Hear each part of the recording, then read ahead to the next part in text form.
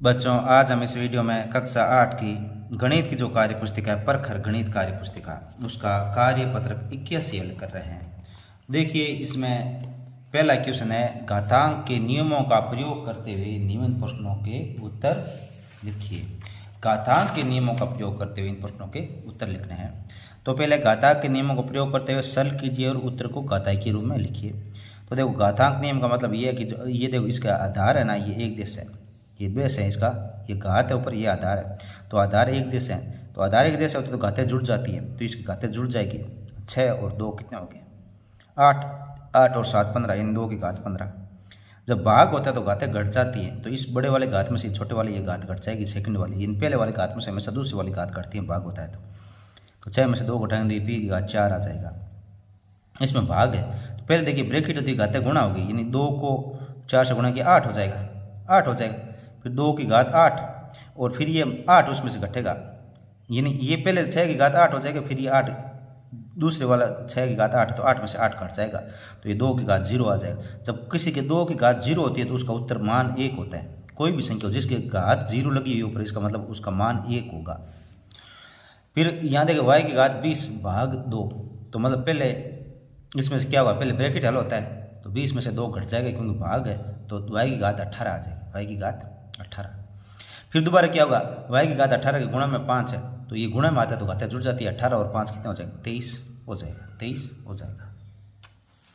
इसके बाद नेक्स्ट देखिए, निम्नलिखित गणितीय कथन सत्य है या असत्य, उत्तर का कारण भी देना है।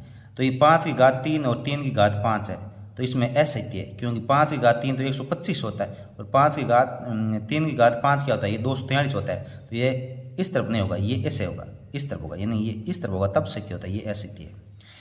6 की घात 5 और 5 की घात 5, और तो इसका मतलब ये 30 की घात 5 लिखना है, तो ये सही है। जब घातें सेम होती है तो आधार की गुणा हो जाती है। 6 को 5 से गुणा करेंगे तो घात वही रह जाएगी 5, और 6 को 5 से गुणा किया 30 होगा, तो 30 की घात 5 होनी चाहिए, ये सत्य है। और फिर सेकंड देखिए, 18 की घात 0, और वो हमेशा किससे छोटा है? 1080 की घात 0 से छोटा है, तो ये असत्य है, ये असत्य है क्योंकि किसी की घात 0 हो जाए तो उसका मान हमेशा 1 होता है। तो 108 की घात 0 मतलब इसका मान 1 है, और 1080 की घात 1 इसका मान भी 1 है, तो ये 1 और 1 होना चाहिए, तो ये 1 और 1 बराबर होंगे, लेकिन ये क्या है, ये बड़ा बता रहा है, ये गलत है क्योंकि किसी की घात चाहिए, यहाँ 1,00,000 5,000 10,000 कुछ भी लिखो, उसकी घात 0, इसका मतलब मान 1 होता है, और इसका भी मान 1 है, तो 1 और 1 बराबर होगा। और इसमें क्या करना है, ये कह रहा है कि ये सत्य है या असत्य, तो इसमें क्या होता है, आधार क्या होता है? देखो, घात अलग सेम हो तो आधार की गुणा हो जाती है, तो ये आधार की गुणा हो जाएगी। तो 5 को 2 से गुणा किया 10 होता है, 10 की घात 10 हो जाएगा, क्योंकि 5 10 की घात, ये गलत असत्य हो जाएगा, ये थोड़ा ध्यान रखें, ये असत्य है, ये असत्य है। क्यों असत्य है? क्योंकि यहाँ 5 यहाँ घात 5 है, तो ये 5 की यहाँ घात 5 होनी चाहिए, 10 की घात 5 होनी चाहिए, क्या होना चाहिए?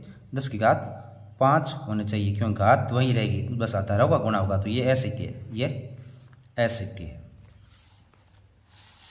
अब इसके बाद में क्वेश्चन नंबर 3 देखिए, निम्नलिखित संख्याओं को मानक रूप में लिखिए। मानक रूप में लिखना है, मानक रूप में लिखना है तो कैसे लिखेंगे? मानक रूप का मतलब यह है कि इसकी आगे इसको गुणा में 10 की घात के रूप में लिखना है। तो देखो, 7 के आगे कितने जीरो है? 1 2 3 4 5 6 7 है, तो ये 7 की घात 7 गुणा 10 की घात 7 लिखेंगे, 7 गुणा 10 की घात 7 लिखेंगे। अब इसको मानक रूप में लिखना है, तो देखो यहाँ इसके बीच में पॉइंट लगाएंगे और फिर 10 की घात 7 के रूप में लिखेंगे। देखो 1 2 3 4 5 6 7, यानी इन इतने पॉइंट के बाद यहाँ पॉइंट लगा देंगे, यहाँ पॉइंट लगाने तो 8.56327 गुणा 10 की घात 7 हो जाए, क्योंकि ये पॉइंट पहले, अब जैसे ये संख्या लिखी होती है इसके अंदर कुछ नहीं लिखा जाएगा, इसका मतलब पॉइंट यहाँ होता है।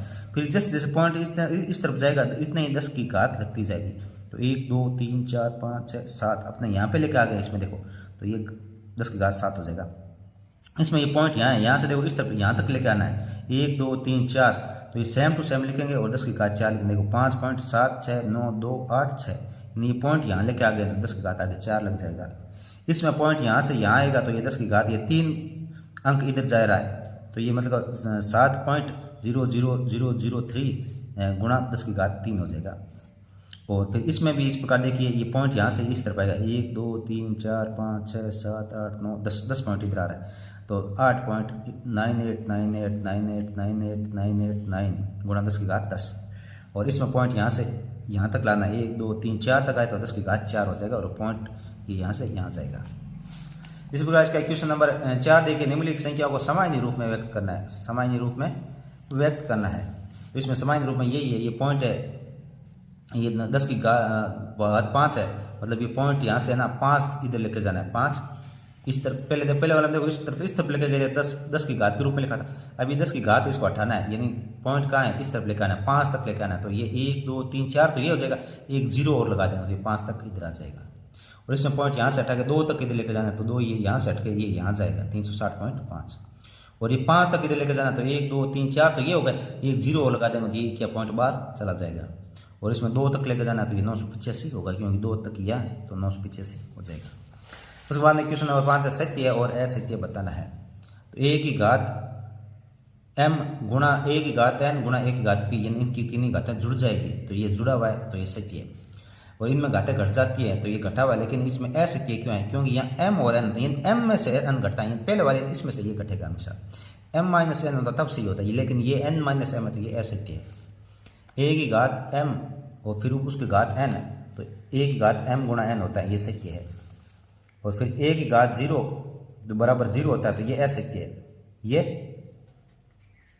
असत्य है। क्यों, a की घात 0 बराबर 1 होता है, क्या होता है 1 होता है, तो ये क्या हो जाएगा, ये असत्य होगा। इसी के साथ बच्चों ये वर्कशीट नंबर कार्यपत्रक 81 कंप्लीट हो चुका है। धन्यवाद।